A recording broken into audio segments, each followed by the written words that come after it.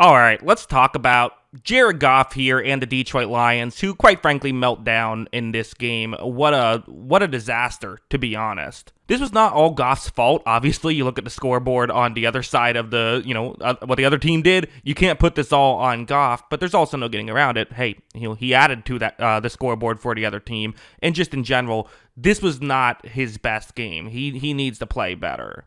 So let's get into it. Let's talk about the good, the bad, and the ugly of this game. There was some good. Let's start off with this play, because obviously in the first half, all those negative plays are going to be what people talk about. It was really up and down. I mean, the offense as a whole was rolling for the Lions. It was really just them beating themselves. Like, first, this is going to be a Jahmyr Gibbs rush. You see here, this is going to be a great play where, you hand it off. First, offensive line does their job, getting him to the next level. Only one guy to beat, and what does Gibbs typically do? Yeah, watch him. I mean, that speed and his shiftiness while at a top level, it's just such impressive stuff. Credit to Sandstrom for just sticking with it as a defensive back, making sure he eventually gets over and makes the tackle. But, that's really good stuff by Gibbs. Which then, of course, can set up stuff like this, like a play action, where it feels like when this Lions offense is at its best, it is playing as though it just feels like there's the comparison I was thinking of, or not comparison, but it just feels like the field's bigger when they're at their best. And what I mean by that is, so you see the play action, watch as when Goff takes the snap, there's so much speed that you have to defend so much further down the field. The play action brings guys in, and now there's just these huge windows. So that's what I mean by it. It feels like they're playing on a football field that's twice the size of a normal football field. Goff makes that throw. They're able to get the big completion. So, good stuff there by the Detroit Lions. There was definitely a lot of this stuff. There was. I mean, and these are the plays the Commanders have struggled with covering all season, really. And I would say as well, there was some really impressive plays by Goff, I think, here as well. I mean, there's this play where it's going to be a man coverage concept. You have a receiver running a route, just, one-on-one matchup. It's Amon-Ra St. Brown. He's your guy here, right? He's the guy you look towards in these situations. Goff takes the snap. He looks over in Amon-Ra St. Brown's direction, fires, and this is not that open. I mean, there's really not a window. You're going to need to put this one perfectly in the right spot for this to be a completion. Goff makes a great throw. They get that completion. I mean, again, it's just great stuff here. So, there definitely were some, really impressive plays. This wasn't even the only play that I would categorize in the very impressive play category. This one where it appears as though they're trying to get Brock Wright the ball on the offense's left. It appears as though that's how this play is starting off working. Goff takes the snap. He, fakes the handoff there. That's not really open, so he's going to have to try and figure something else out. Goff gets to his next read, which was actually Dan Skipper. Dan Skipper isn't open, so now he's looking down the field. And you have Sam Laporta, who's kind of open. There is a window, but Goff's getting tackled right now. However, great throw and great catch. So yeah, even when things were going horribly, there were good plays for the Detroit Lions and for Jared Goff. That's absolutely the case, and it'd be unfair to say the other thing. But, of course, the story of the first half was not the good. I mean, it was kind of the good plays that the Lions were making and all the offense and that, but it was the 3 turnovers from Jared Goff. First, this one, the fumble on a 3rd down and 1. I'm going to be honest, I don't know how much I really blame Jared Goff for this play. It's going to be on the left guard right here. It's a one-on-one matchup. And watch how there's just an immediate pressure. Goff gets blindsided and loses the football. He didn't have it protected because he didn't know pressure was coming from his blind side. Those are tough.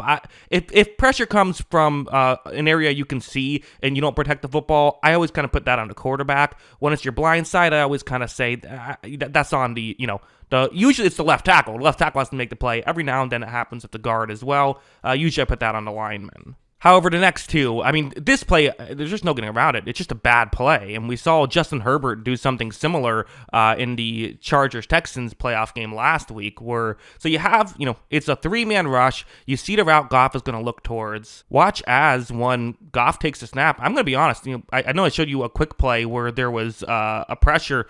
A lot of these plays, there wasn't pressure. I mean, Goff has a completely clean pocket. It's just a 3-man rush.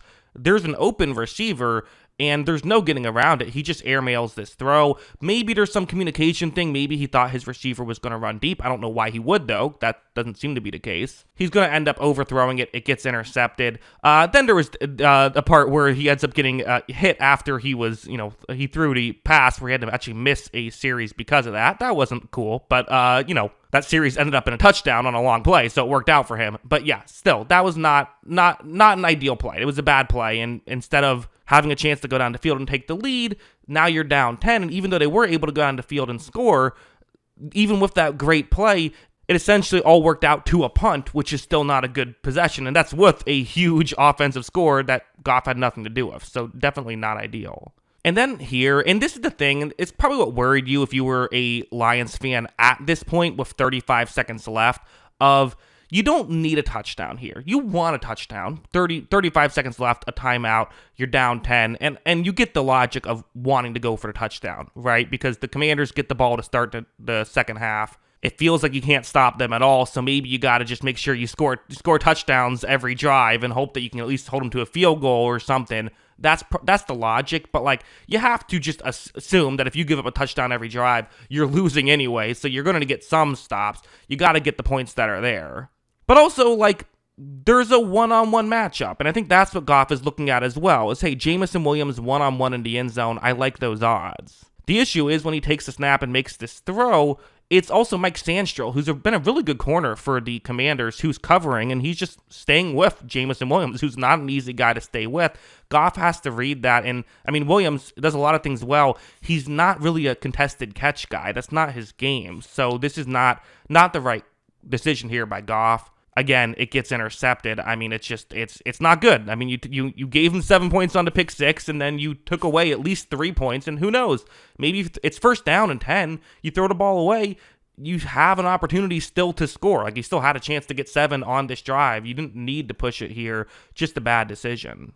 So yeah, I mean, those are most of my thoughts. I mean, again, it's brutal for the Lions and for Jared Goff. Like, this sucks. I mean, it really does. I didn't even show any plays in the second half because I didn't have to. They got down by so much at that point, and really, only other point I wanted to mention on the second half is it kind of felt like they didn't trust Goff at all, which you kind of have to trust your $50 million a year quarterback in a playoff game, right? Even if he's having a shaky game. It felt like they were doing a lot of trick plays, and one of the trick plays went horribly wrong. They were running the ball a lot, which was killing clock.